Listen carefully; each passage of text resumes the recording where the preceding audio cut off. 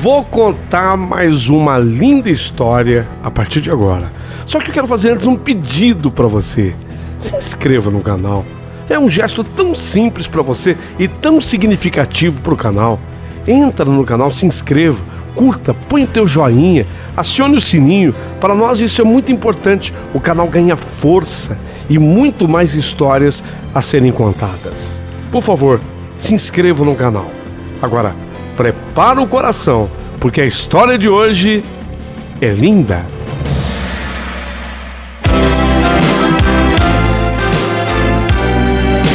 Rádio Emoção. Paulinho Boa Pessoa. A verdade de cada um.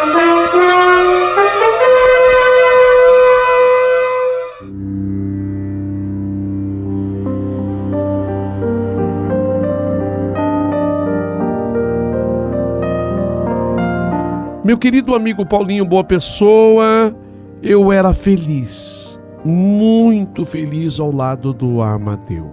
Amadeu, meu marido, e eu, nós éramos extremamente unidos, apesar de não termos filhos. Nem todos os casais necessitam de um filho para que a felicidade seja robusta, verdadeira. Eu e o Amadeu, nós éramos felizes, mesmo sem a presença de um filho. O Amadeu, ele, além de ter uma profissão, ele era um homem muito bem sucedido na função de engenheiro civil, ele também se tornou um pastor. Eu não vou dizer a denominação da igreja cristã para a qual ele se dedicava na função de pastor, mas sempre foi um homem muito desinteressado dessa coisa de poder, de dinheiro. O Amadeu era um exemplo de homem. No entanto, o Amadeu, ele tinha familiares na Itália. E eis que, de repente, fomos nós informados de que aquela prima, a Martina, viria da Itália com destino ao Brasil e ficaria hospedada na nossa casa por um período, até que ela pudesse encontrar um lugar por aqui. A prima era uma balzaquiana, era uma moça que havia passado dos 30 anos, para ser mais precisa, por volta dos seus 32 anos. A balzaquiana Martina chegou da Itália e eu e o Amadeu fomos apanhá-la no aeroporto. Olha, eu fiquei impressionada com a beleza da italiana. O povo italiano é por demais bonito. Inclusive, o Amadeu, o meu marido, o pastor, o engenheiro, ele também é muito bonito. Mas a Martina, prima dele, a balzaquiana, ou talvez não, talvez estivesse passada até um pouquinho dos 30, como de fato tinha passado, 32. Ela era impressionantemente bonita. Era até visível de que havia marcas nela deixadas pelos anos.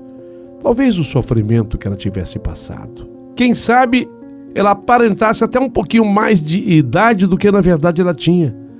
O certo, não dava para saber assim a idade dela, que eu só fiquei sabendo depois que vi os documentos. Ela se hospedou na nossa casa. Uma europeia, uma italiana, uma mulher de uma cultura completamente diferente da nossa, da minha. A Martina, ela ficava lá em casa, às vezes imóvel, desafiando a minha paciência e provocando em mim os pensamentos mais destrutivos. Eu ficava pensando, até quando essa mulher vai ficar aqui em casa? Até quando essa mulher vai ficar aqui? Às vezes eu a ignorava totalmente. Eu passava meus dias fingindo que eu não percebia a presença dela, mas internamente eu me ruía, sabe? Eu enrolava as horas para não perceber sua cor suave, suas formas moldadas, seu italiano perfeito. Óbvio, ela nasceu lá, mas aquele charme ao falar o italiano. E as conversas rolavam com meu marido, que também dominava perfeitamente o idioma, e eu, na maioria das vezes, ficava boiando. Em outras vezes, o meu desgosto, a minha raiva, criavam planos para simplesmente fazê-la sumir do planeta. Eu queria que ela desaparecesse da minha vida, porque desde que ela chegara, eu não tivera mais paz. Mas sabe, em prol do relacionamento, do casamento, caramba, eu era casado com um homem tão bom, pastor, além de pastor, um engenheiro bem-sucedido. E eu estava acreditando que um dia ela ia embora. Do jeito que ela chegou, ela ia embora, tudo ia mudar. Então eu tolerava a situação. Quando por ela eu passava, eu às vezes até virava o rosto, sabe? Para não ficar olhando para aquela beldade, porque ela era extremamente bonita. Quando eu me lembrava de alguma cena, eu tentava pensar noutra coisa, porque às vezes, eu digo a cena, ela ia tomar banho e ela saía às vezes enrolada com a toalha no corpo. Ela era exuberante, ela era muito bonita, eu queria esquecer. E todas as vezes que repassava as inúmeras discussões causadas por ela, eu repetia para mim mesma: ah, que tolice a minha, que bobagem, ela é prima, né? Ela é prima do meu marido. Não. Ela é prima do Amadeu. Não tem nada a ver, né? O nosso relacionamento é sólido, nós estamos casados já há um certo tempo, há anos, e o nosso relacionamento não poderia acabar por uma bobagem dessas. Mas o fato era que estava acabando. O nosso casamento havia sido abalado com a chegada da Martina. Que prima era aquela? Que italiana era aquela? Que mulher marcante, pelo menos para mim. A Martina chegou às nossas vidas assim, de um jeito que a gente não esperava.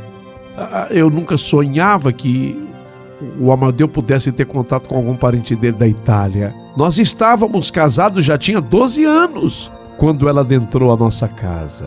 Ela acabou fazendo parte do quê? De um pacote. De início eu não me importei, sabe? Não, quando ela chegou, eu fui até com ele buscá-la no aeroporto, fizemos até festa. Eu estava embriagada pelo deslumbramento de toda nova relação, né? Ela chegou, é a prima, eu fui mostrar um pouquinho da cidade para ela, eu ia às lojas com ela. Ela trouxe coisas da Itália de presente para mim. Eu comecei a vê-la com os olhos tolerantes e com aquele desejo característico de fazer tudo para dar certo no relacionamento com a prima. Mas conforme foi passando o tempo, os meses foram se passando, ela se colocou e cresceu entre nós. Por mais de uma vez, eu pensei que eu não fosse suportar as inúmeras discussões por causa dela. Tudo eu estava brigando com meu marido por causa dela. Quem sabe um dia fosse acontecer de eu simplesmente sair de casa, eu fechar a porta e ir embora para nunca mais, por causa da Martina. E quando estes pensamentos enchiam a minha cabeça e faziam meu estômago revirar, doer, eu ponderava: meu Deus, eu não posso pensar assim. Eu não posso abandonar o meu lar, a minha vida, a minha casa, por um detalhe bobo e besta como ela. Ela é só uma prima, a Martina, que está em casa. Uma coisinha sem graça, uma italiana qualquer, desnecessária, antiquada, de mau gosto. Era mentira, mas eu falava. Mas como que por um poder paranormal ela resistia? A Martina ia ficava serena às minhas erupções de raiva, permanecia em silêncio quando eu, ardendo de indignação, a circulava com os olhares mortais de quem a cada dia sentia mais desprezo por ela. Meus sentimentos, eles não eram infundados, não. Não é que eles surgiram do nada, não. Não, eles se tornaram presentes devido a um motivo. Não foi assim de um passe de mágica. Pelo contrário, eu vi surgir da quase adoração que aquele a quem eu chamava de marido, ao meu querido Amadeu, ele engenheiro, ele pastor. De repente eu via que o Amadeu, ele nutria uma adoração pela Martina. E o pior, que eles falavam noutra língua. Tem gente que diz da proximidade do italiano com o português que dá para entender, muita coisa dá para captar, é verdade. Mas eles falavam numa rapidez muito grande e muita coisa passava batido. Ele, meu marido, ele olhava para Martina com os olhos derramados, sabe? Você percebe, né? Quando o homem olha para a mulher com os olhos derramados. O Amadeu, ele falava dela como algo raro. Ele colocava a Martina em lugar de destaque na casa. E vez ou outra eu tive que ceder coisas, espaço, tão meus antes, para adequação dela. Aquela por quem eu tive ímpetos de fúria e desejo de parti-la ao meio. E ele, por outro lado, não notava que eu estava brava, ou pelo menos ele fingia não perceber. Talvez porque ele tivesse a esperança de que o que ele chamava de implicância da minha parte, com o tempo, fosse diminuir. Por fim, eu visse nela apenas as qualidades que ele também via, as qualidades que ele tanto exaltava. Mas o efeito estava sendo o inverso. À medida que ele insistia nas coisas boas que ela possuía, a Martina é demais, você viu o que ela fez. Essa minha prima é maravilhosa. Ele elogiava e eu via cada vez mais os incômodos que ela me causava. E assim, a Martina foi crescendo, ela foi passando de grão de areia para pedregulho, de pedregulho a rocha e, por fim, se tornou um muro que se colocou entre mim e o meu marido, o Amadeu. Eu passei a reparar nos gostos dele, Amadeu, nas coisas que dizia e nas inconsistências de suas falas. O Amadeu antes culto e de bom gosto, ele foi sendo gradativamente substituído por um sujeito sem graça. Meu marido começou a se tornar um sujeito sem graça, fútil, cafona e de certa forma até esquisito. Sim, pois se ele achava qualidades em Martina, se ele a admirava e a comparava ao raro, e vez ou outra até insinuava que ela possuía ares de sofisticação, só podia ser ele um homem limitado. Não via defeitos nela, e isso o tornava, a meus olhos, um homem sem gosto, sem cultura. Tudo aquilo que eu admirava no meu marido, eu deixei de admirar. E para mim, ele agora estava valendo tão pouco. A beleza, a juventude, o dinheiro, não podia passar jamais a admiração sobre a inteligência do parceiro. Quando isso acabasse, acaba o casamento, não é? E meu marido era tanto para mim antes. E agora, será que eu já não o admiro mais? Martina, por sua vez, ela brilhava. Agora estou sendo honesta. Brilhava cada vez mais. Ele, meu marido, o Amadeu, ele passava horas a observá-la em silêncio. Às vezes, muito compenetrado em pensamentos. E vez ou outro, eu via o Amadeu sorrindo, como se ele tivesse mergulhado em lembranças muito agradáveis de coisas que aconteceram entre ele e a Martina. Às vezes ele estava preparando o culto, ele era pastor, ele estava lendo a Bíblia, ele lia com óculos que ficava dependurado no nariz, e de repente eu notava que o olhar dele não estava incidindo sobre as folhas da Bíblia. Parece que ele estava fingindo e pensando nela. Ela normalmente estava noutra poltrona, lendo outro livro, e eu ficava olhando para ele e pensando, puxa, ele está fingindo que lê a Bíblia, mas está pensando na prima. Ela profundamente calada, quieta. Ela não se dignava sequer a me dar uma pista do que havia sido este passado enigmático dela. Ela sofreu. Ah, sim! Ela trazia em si marcas desse sofrimento. Mas eu não sabia o que na verdade havia acontecido. Ela era mistério. E se há algo que uma mulher não tolera muito bem, são os mistérios da vida passada de seu homem. O que será que ela escondia? O que será que ela guardava? E assim, enquanto eu me afastava cada vez mais para os cantos doentios da minha mente enciumada, ele, meu marido, se apegava mais e mais a Martina, se apegava a ela como tábua de salvação de uma época em que ele havia sido remotamente feliz. Um dia eu percebi que eu já não queria destruir a Martina. Eu queria simplesmente voltar a ter um pouco de paz. Eu tinha perdido a minha paz e percebia claramente que isto acontecera comigo desde a chegada de Martina em casa. Eu já não pensava em tirá-la de casa e nunca mais olhar para ela. Eu queria simplesmente apenas esquecer que um dia ela existiu. Eu já não imaginava que podia voltar a ter o meu lar, meu marido, meu espaço, minhas coisas, longe da presença daquela que estragara definitivamente o meu casamento. Puxa vida, meu Deus, por que o Senhor mandou essa mulher aqui para minha casa? Eu me perguntava. Ela acabou com a minha vida, ela acabou com o meu casamento. Sabe, eu queria apenas seguir em frente, sem ter que vê-la todos os dias. E ela estava lá, impassível. Ela sentava naquela poltrona e ela lia com aquele charme.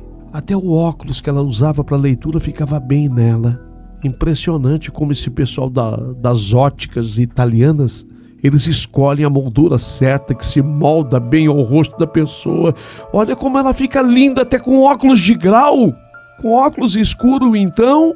E então, numa noite silenciosa e densa, do começo daquele inverno, o pior ou o melhor aconteceu. Movida por algum sentimento idiota de esperança ou reunindo as últimas forças de guerreira ferida que estava literalmente perdendo a guerra, eu resolvi revidar. Naquela noite eu resolvi revidar. Iria acabar com ela e seria em um jantar. Naquele jantar eu iria acabar com ela. Marquei a noite que seria a noite da minha libertação para o fim de julho. Jantar entre amigos, muito vinho, comida boa, vinho italiano. Aliás, o vinho foi recomendado por ela. Jantar, amigos, comida boa, vinho. E eu preparei tudo meticulosamente, degustando antecipadamente o ato que findaria o poder que supostamente ela tinha sobre ele. E, consequentemente, sobre mim também, sobre nós. Quando chegou a hora, lá estava ela, Martina, brilhante e renovada entre o que havia de melhor na nossa casa. Ele a ostentava, ele recebia os amigos e apresentava a Martina com aquele orgulho.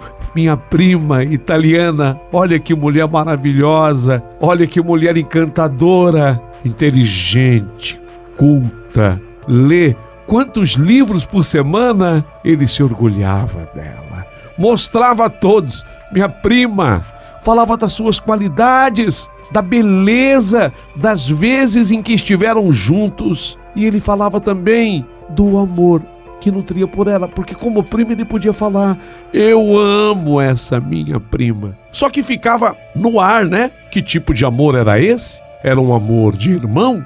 Eu amo essa minha prima.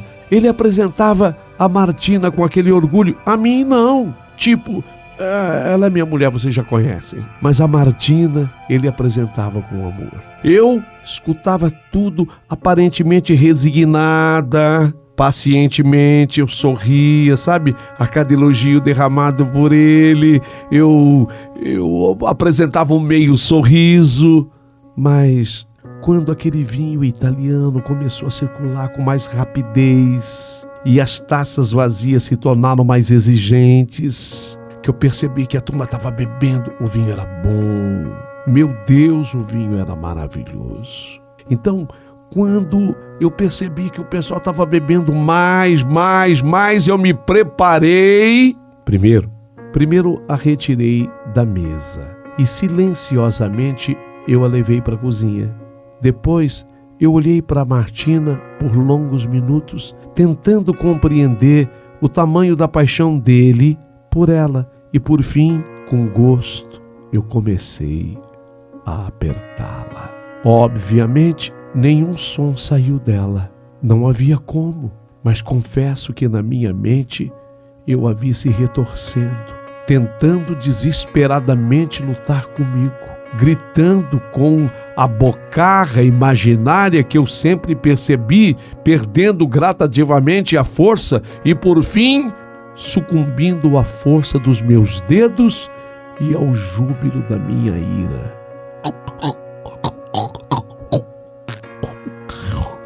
Foi o máximo de som que ela conseguiu emitir, até que ela se calou. um saco preto a aguardava junto com os outros restos do jantar. Coloquei-a naquele saco preto. Voltei para a mesa com um novo humor. Os brindes vieram fáceis, as gargalhadas também. Eu era uma nova mulher. No fim da noite, ele procurou a Martina. Não é possível? Cadê a Martina? Nada. Cadê a Martina? Em lugar algum, ele encontrava a Martina. De forma alguma, ele a encontrava. Ela simplesmente sumira. Ele esbravejou, depois se desesperou e, por fim, como bom italiano, desabou em choro. Meu Deus, cadê a Martina? Cadê a minha prima?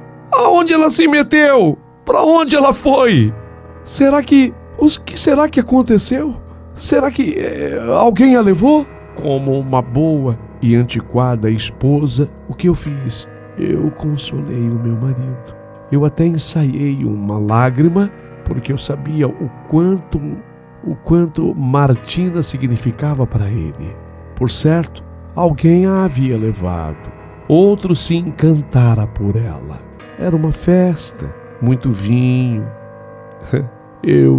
Eu até inventei essa história. Eu vi que ela estava trocando olhares com um primo da Neuza que estava aqui.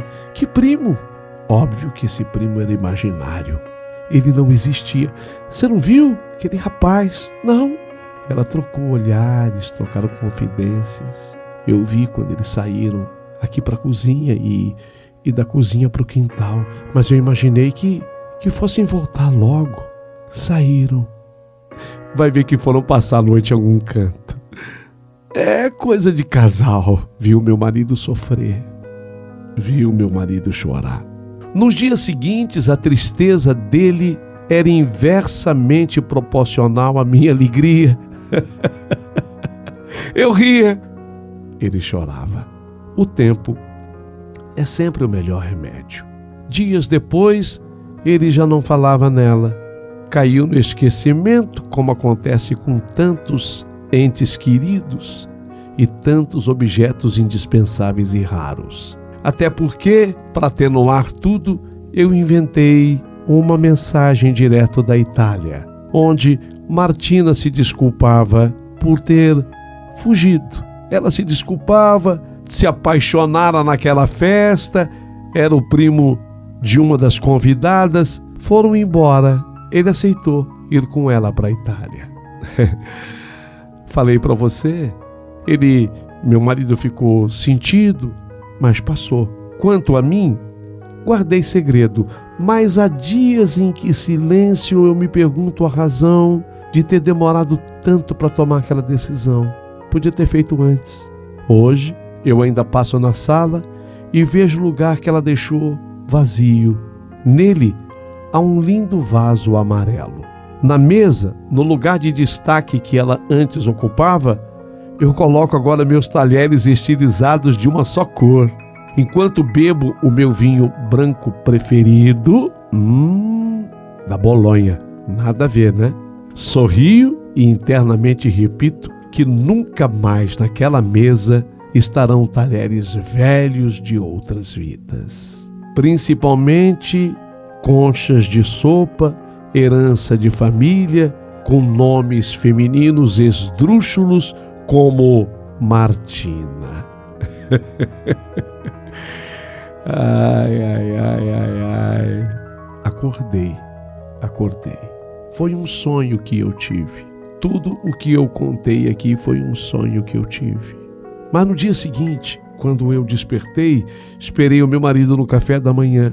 Naquele dia chegaria da Itália Martina, sua prima, uma balzaquiana, idade mais ou menos 30 anos. O sonho tinha sido tão real, que eu disse pro Amadeu, meu marido: olha, pensei bem, sabe, Amadeu, nós vamos ao aeroporto, sua prima será bem-vinda como visitante aqui na nossa casa, no máximo por 3 dias.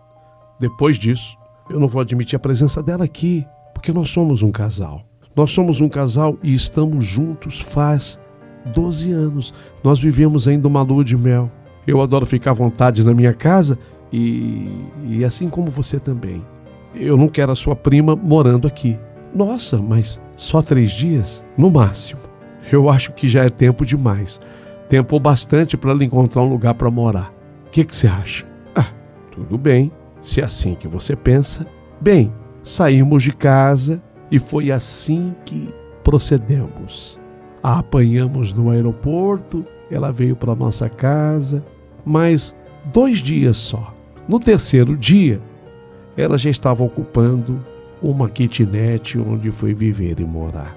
Tem sonho que avisa a gente antes, né? Eu diria que foi um pesadelo. Foi um pesadelo, mas uma coisa é verdade. Eu havia aprendido com a minha avó, casal que se ama, que se respeita, vive um pelo outro. Admitir a chegada de pessoa estranha em casa, ainda que seja uma prima de 1º grau. Não faça. Senão, esse sonho que eu acabei de narrar para vocês, ele pode se tornar realidade. Até hoje, eu tenho uma bela amizade com a Martina. É o nome da prima do meu marido. Vivemos uma boa e bela amizade. Ela no canto dela e eu e o meu marido no nosso. Até o marido dela, quem apresentou para ela fui eu. Ednelson é o nome dele. O Paulinho Boa Pessoa, Ednelson, também é do rádio. Ele é coordenador de uma rádio numa cidade famosa do Brasil. Estão juntos e felizes. Melhor assim. O que vocês acharam da minha história?